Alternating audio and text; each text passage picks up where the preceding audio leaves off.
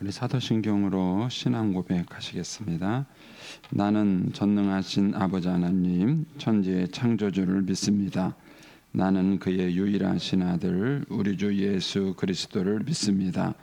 그는 성령으로 잉태되어 동정녀 마리아에게서 나시고 본디오 빌라도에게 고난을 받아 십자가에 못 박혀 죽으시고 장사된 지 사흘 만에 죽은 자 가운데서 다시 살아나셨으며 하늘에 오르시어 전능하신 아버지 하나님 우편에 앉아 계시다가 거기로부터 살아있는 자와 죽은 자를 심판하러 오십니다.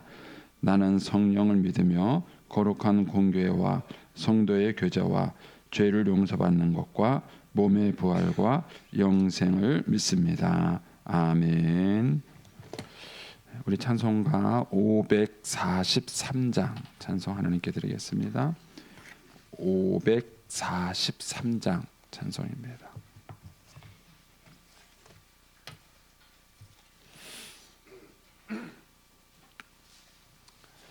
(543장) 찬송입니다. 어려운 일 당할 때 나의 믿음 적으나 의지하는 내 주를 더욱 의지합니다. 세월 지나갈수록 의지할 것뿐일세. 무슨 일을 당해도 예수 의지합니다. 성령께서 내 마음 밝히 비춰주시니 인도하심 따라서 주만 의지합니다. 세월 지나갈수록 의지할 것뿐일세. 무슨 일을 당해도 예수 의지합니다. 밝을 때의 노래와 어두울 때의 기도로 위태할 때도 음을 주께 간구합니다. 세월 지나갈수록 의지할 것뿐일세. 무슨 일을 당해도 예수 의지합니다. 생명 있을 동안에 예수 의지합니다. 천국 올라가도록 의지할 것뿐일세. 세월 지나갈수록 의지할 것뿐일세. 무슨 일을 당해도 예수 의지합니다. 아멘. 오늘 아침 말씀은 열왕기상 20장 1절에서 12절까지 말씀입니다. 열왕기상 20장 1절에서 12절까지 말씀입니다. 제가 한 절, 여러분들이 한 절 교독하면서 보겠습니다. 아람의 베나닷 왕이 그의 군대를 다 모으니 왕 32명이 그와 함께 있고 또 말과 병거들이 있더라. 이에 올라가서 사마리아를 에워싸고 그곳을 치며 사자들을 성 안에 있는 이스라엘의 아합 왕에게 보내 이르기를 베나닷이 그에게 이르되 내 은금은 내 것이요 내 아내들과 내 자녀들의 아름다운 자도 내 것이니라 하매 이스라엘 왕이 대답하여 말하기를 내 주 왕이여 왕의 말씀같이 나와 내 것은 다 왕의 것이니이다 하였더니 사신들이 다시 와서 이르되 베나닷이 이르노라 내가 이미 내게 사람을 보내어 말하기를 너는 내 은금과 아내들과 자녀들을 내게 넘기라 하였거니와 내일 이맘때에 내가 내 신하들을 내게 보내리니 그들이 내 집과 내 신하들의 집을 수색하여 내 눈이 기뻐하는 것을 그들의 손을 잡아 가져가리라 한지라. 이에 이스라엘 왕이 나라의 장로를 다 불러 이르되 너희는 이 사람이 악을 도모하고 있는 줄을 자세히 알라. 그가 내 아내들과 내 자녀들과 내 은금을 빼앗으려고 사람을 내게 보냈으나 내가 거절하지 못하였노라. 모든 장로와 백성들이 다 왕께 아뢰되 왕은 듣지도 말고 허락하지도 마옵소서 한지라. 그러므로 왕이 베나닷의 사신들에게 이르되 너희는 내 주 왕께 말하기를 왕이 처음에 보낸 종에게 구하신 것은 내가 다 그대로 하려니와 이것은 내가 할 수 없나이다 하라 하니 사자들이 돌아가서 보고하니라. 그때 베나닷이 다시 그에게 사람을 보내어 이르되 사마리아에 부서진 것이 나를 따르는 백성의 무리의 손에 채우기에 족할 것 같으면 신들이 내게 벌 위에 벌을 내림이 마땅하리라 하매 이스라엘 왕이 대답하여 이르되 갑옷 입은 자가 갑옷 벗는 자 같이 자랑하지 못할 것이라 하라 하니라. 그때 베나닷이 왕들과 장막에서 마시다가 이 말을 듣고 신하들에게 이르되 너희는 진영을 치라 하매 곧 성읍을 향하여 진영을 치니라. 아멘. 기도하겠습니다. 좋으신 아버지 하나님 은혜를 감사합니다. 지난 간밤에도 저희들을 주님 품 안에서 편히 쉬게 해주시고 또 이 새벽에도 저희들을 주 앞에 불러주심을 감사합니다. 오늘 저희들에게 새날 주시고 또 생명 주시고 건강 주셨는데 이 한날도 주님과 더불어 동행하게 하시고 주를 기쁘시게 하는 한날 되게 하여 주옵소서. 주님께 감사의 예물과 또 일천번째 예물 그리고 구역 예물을 드립니다. 믿음으로 또 순종으로 감사함으로 드리는 예물을 주님이 기뻐 받으시고 약속하신 하늘의 복과 땅의 복으로 충만하게 채워 주옵소서. 주의 은혜로 종의 가정들을 형통케 해주시며 그 자녀들을 축복하여 주옵소서. 예수님의 이름으로 축복하며 기도하옵나이다. 아멘. 이 새벽에도 주의 은혜와 축복이 함께 하시기를 축원합니다. 이 열왕기상 20장 이후에는 이제 하나님께서 이제 아합이라는 왕을 이제 심판하는 얘기가 나옵니다. 이제 하나님께서 이미 그 아합 시대 때 이들이 너무 많은 우상을 섬겼기 때문에 하나님이 이제 이들을 심판할 것을 얘기하셔요. 그런데 하나님이 그 심판을 바로 진행하지 않으십니다. 그 심판의 과정 속에 하나님이 이 아합 왕한테 한 번 더 은혜와 기회를 주시는 것입니다. 그래서 이 열왕기상 20장에는 이 아람이라는 그러니까 지금으로 말하면 시리아거든요. 그 아람이라는 나라의 왕과 전쟁이 일어나는 사건 이야기를 이제 쭉 이야기가 이제 서술되어 있습니다. 그래서 그 이야기 속에서 어떻게 아합이 하나님의 은혜를 놓치는지, 하나님의 은혜를 거절하는지에 대해서 보게 하시고 또 하나님이 그렇게 해서 어떻게 이 이제 아합 왕을 심판하시는지 하는 내용들을 통해서 이제 우리에게 말씀해주고 있습니다. 자, 오늘 말씀은 이제 그 중에 좀 서론격입니다. 그래서 읽으시고 나면은 대체 뭔가 그런데 이제 오늘 말씀은 이제 이제 아람 왕과 그 이제 아합 왕 사이에 전쟁이 발발하게 되는 그 서두 부분의 그런 얘기입니다. 내일도 모레도 계속 묵상을 하셔야 이제 이게 연결되는 이제 사건으로 다가옵니다. 먼저 이제 1절 말씀에 보시겠습니다. 여기 보면 이제 아람의 베나닷 왕이 그의 군대를 다 모으고 왕 32명이 그와 함께 있었고 그랬습니다. 그러니까는 연합군이 온 거예요.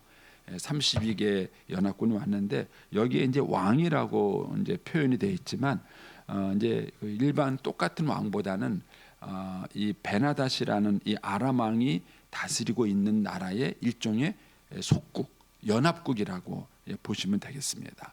그러니까 마치 뭐라 이렇게 강대국이 있으면은 그 강대국이 다스리고 있는 또 작은 나라가 있겠죠. 이제 그 나라들이 이제 같이 이 전쟁을 할 거니까 군사를 데리고 와라 뭐 이래가지고 일종의 연합군 형태를 이룬 것이죠. 어쨌든간에 32명의 지방 호족이라고 할 수 있는 이 연합군이 모여온 것입니다. 그러니까 이제 그 이스라엘의 입장에서는 이제 엄청난 대군을 이제 맞이하게 되는 그런 상황이죠. 이 사람들이 와서 이제 사마리아를 에워쌌어요. 그럼 상황을 다 포위하고는 이제 2절, 3절에 가면은 이제 베나닷이 이제 요구를 하죠. 3절에 가시면 내 은금은 내 것이요, 내 아내들과 내 자녀들과 아름다운 자도 다 내 것이다. 이렇게 얘기를 합니다. 네 것은 다 내 것이다. 항복해라. 이렇게 얘기를 하는 것이죠. 여기에 대해서 4절에 보면은 아합 왕은 한 번에 항복해요. 왜냐면은 이게 인간적으로 봤을 때는 싸움 대상이 안 되는 겁니다. 우리나라하고 미국하고 싸우면 될까요? 게임이 안 되는 거죠. 우리나라는 항공모함 한 대 없는데 그 싸움이 될 수가 없는 것이죠. 그러니까 이제 이런 어떤 상황이에요. 그러니까 이제 4절에 가니까 이스라엘 왕 아합이 바로 항복을 합니다. 대답하여 말하기를 내 주 왕이여, 왕의 말씀과 같이 나와 내 것은 다 왕의 것입니다 하면서 이제 바로 백기를 들어요.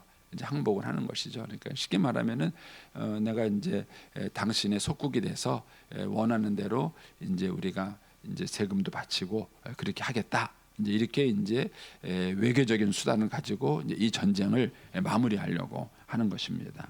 그러니까 이제 이 베나닷이 거기에서 한 걸음 더 강한 요구를 합니다. 5절에 가시면 사신들이 다시 왔어요.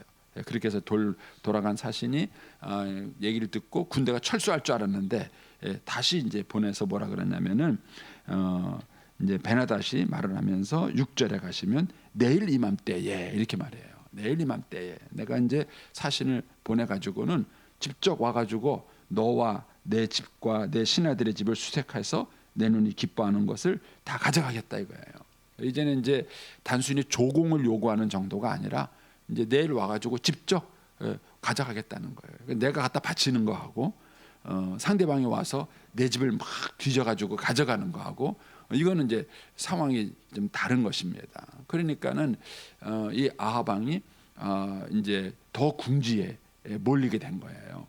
그러니까는 이제 7절에 가니까 백성의 이제 장로들을 불러 모읍니다. 7절에 가서 이에 이스라엘 왕이 나라의 장로들을 다 불러 이르되 너희는 이 사람이 악을 도모하고 있는 줄을 자세히 알라. 그가 내 아내들과 내 자녀들과 내 은금을 빼앗으려고 사람을 내게 보냈으나 내가 거절하지 못했다. 내가 힘이 없으니까 그 뺏어가겠다고 말하는데 내가 거절할 수가 없어가지고 이제 이렇게 얘기를 했는데 지금에 와서 또 이런 요구를 하고 있다 하면서 이제 어려움을 이제 하소연하는 것입니다. 그러니까 이제 8절에 가서 모든 장로와 백성들이 다 왕께 말하되 왕은 듣지 말고 허락하지 마십시오. 우리 한번 싸웁시다. 뭐 죽을 땐 죽더라도 한번 싸웁시다. 이제 이렇게 이제 얘기를 합니다. 그러니까 이제 9절에 가니까 그러므로 그러니까 이제 백성과 장로들이 이렇게 말을 함으로 온 것이죠. 그러므로 왕이 베나닷 사신들에게 이르되 내 주 왕께 말하기를 왕이 처음에 보내서 종에게 요구한 것은 내가 그대로 할 수 있는데 이 두 번째 것은 내가 할 수 없습니다 하고 이제 당당하게 이제 두 번째는 이제 거절을 이렇게 하는 장면입니다.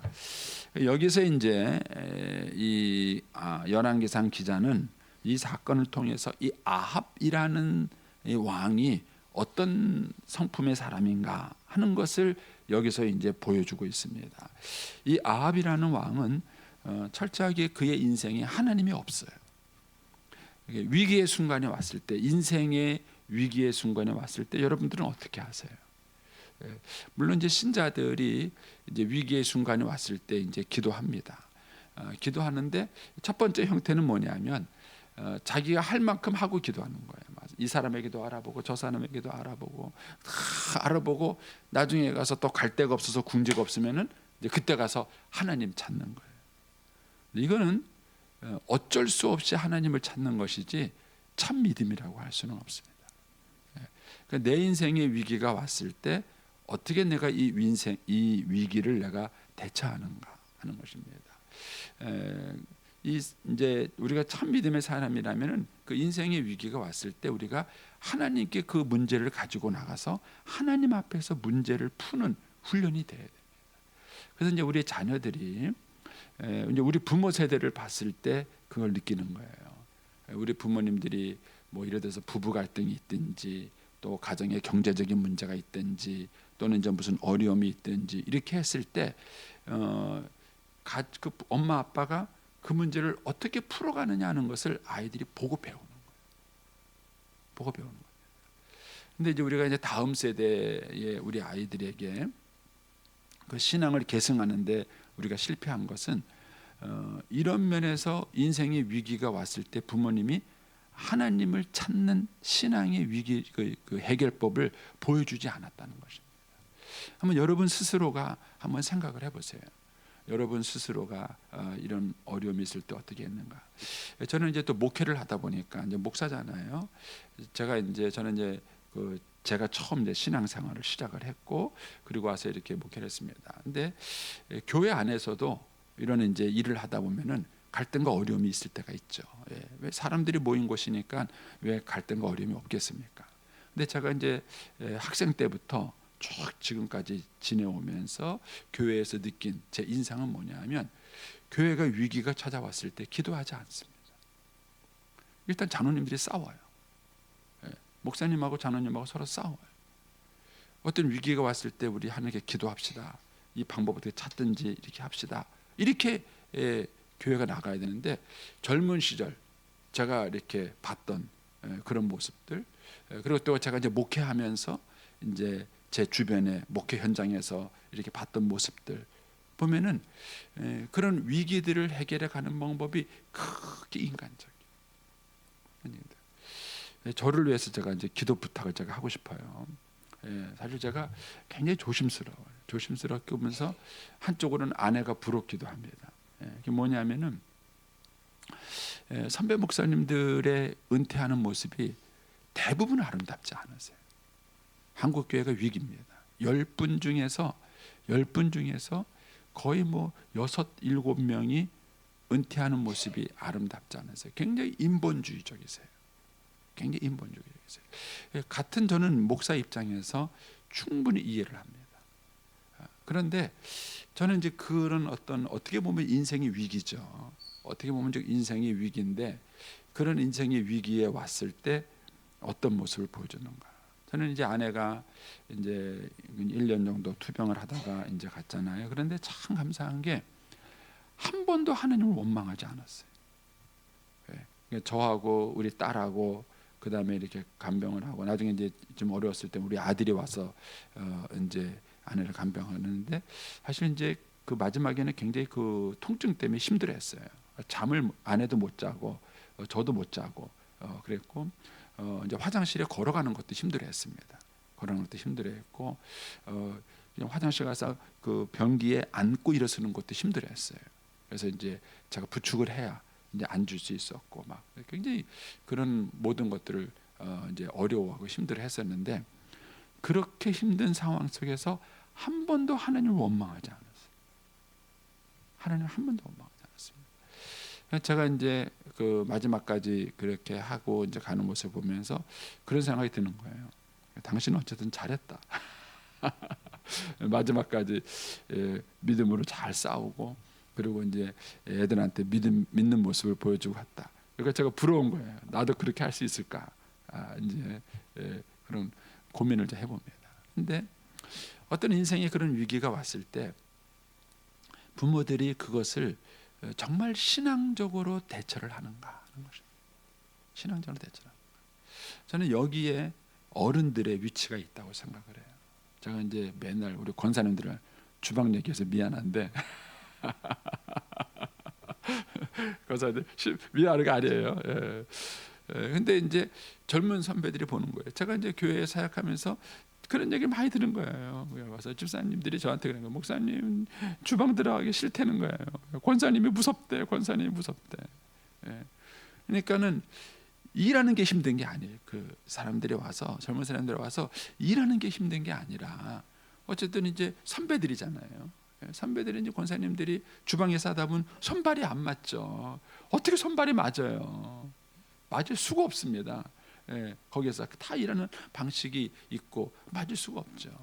근데 중요한 거는 그런 상황에서 뭔가 이제 서로 손발이 안 맞고 갈등이 딱 생겼을 때 그거를 선배들이 어떻게 풀어가는가를 후배들이 보는 거예요. 근데 그 속에서 뭘 못 보냐면은 믿음을 못 보는 거예요. 하나님을 보지 못하는 거예요. 그런 위기가 왔을 때 그들이 무릎 꿇고 기도하고 하나님께 의지하고 하는 이런 것들을 이제 후배들이 딱 봤을 때 아, 저렇게 하는 거구나 하는 것을 그냥 배우는 것이죠. 그걸 배우는 거예요. 그런데 그런 모습들을 보여주지 못한 거예요. 이 아합은 이제 요 뒤에 가서 또 계속 우리가 묵상을 하겠지만은 철저하게 하나님을 찾지 않아요. 철저하게 하나님을 찾지 않습니다. 이 아합은 굉장히 인본주의예요. 얼마나 이제 이 아합이 참 그 기질상으로 보면 다혈질입니다. 이 아합이. 왜냐하면은 처음에는 아내한테 휘둘려요. 그래서 이세벨이라는 아내가 시키는 대로 막 우상도 만들고 막 그래요. 그러다가 엘리야가 나타나가지고 이 판을 확 뒤집은 겁니다. 그러니까 집에 가서 또 아내한테 막 엘리야 자랑을 해요. 막 엘리야가 하늘에서 불을 내리고 막 450명을 죽이고 막 그럽니다. 부인이 보기에 한심한 거예요, 자기 남편이. 그러니까 또 와서 뭔 소리냐고 내가 엘리야를 죽여버리겠다고 막 이렇게 얘기했던. 이 베나다드 군대가 쳐들어오니까 막 쫄아가지고는 내가 항복합니다 이렇게 말했다가 백성의 장로들이 임금님 싸웁시다 그러니까는 그래 하고 또 나가서 이제 이렇게 말하는 굉장히 막 그냥 줏대가 없는 거예요. 막 이렇게 받아 집었다 막 이런 어떤 그 성격의 소유자가 이 아합인 것입니다. 근데 어쨌든 이 아합은 이 위기의 순간에 믿음을 보여주지 않습니다. 신앙을 보여주지 않습니다.